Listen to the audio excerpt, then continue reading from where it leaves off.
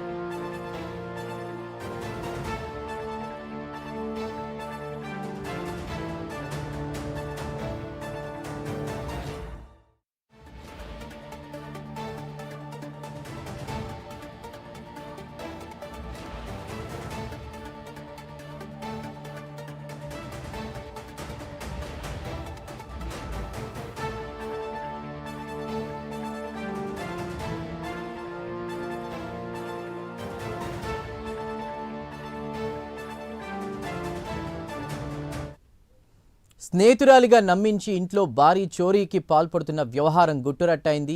ఎక్కడో కాదు, నిజామాబాద్లోని కుమార్ గల్లీలో ఈ ఘటన చోటు చేసుకుంది. ఆ ఘటనకు సంబంధించి పూర్తి వివరాలు మా ప్రతినిధి రాజేష్ అందిస్తారు. రాజేష్, ఎలా చూడాలి? ఒక డూప్లికేట్ కీ తయారు చేసుకుని తన దగ్గర పెట్టుకుని ఇలా దొంగతనాలు చేస్తూ ఇప్పుడు స్పై కెమెరా ద్వారా పట్టుబడ్డాం.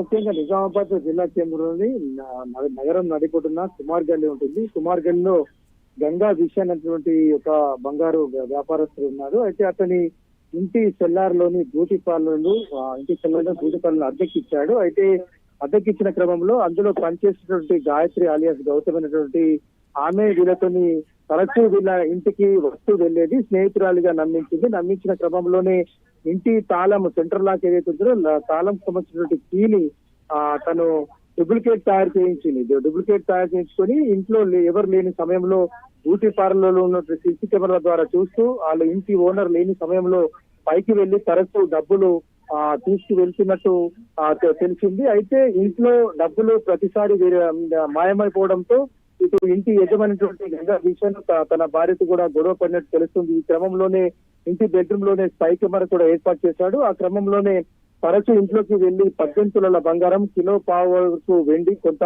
అంటే నగదును కూడా అపహరించినట్టు తెలుస్తా ఉంది. అయితే ఈ విషయంలో సీసీ కెమెరా రికార్డ్ అయ్యాయి. ఇది ఆలస్యంగా వెలుగులోకి వచ్చింది. ఈ విషయంలో 1 టౌన్ పోలీస్ స్టేషన్ లో ఫిర్యాదు చేయడంతో ఆ కిలాడి లేడీ గాయత్రిని పోలీసులు అదుపులోకి తీసుకుని ప్రస్తుతం 80 గ్రాముల బంగారము, అదేవిధంగా ఒక 30 తులాలకు సంబంధించి వెండిని, 50,000 నగదును కూడా స్వాధీనం చేసుకుని ప్రస్తుతం అయితే కోర్టుకు తరలిస్తున్నట్టు పోలీసులు తెలిపారు.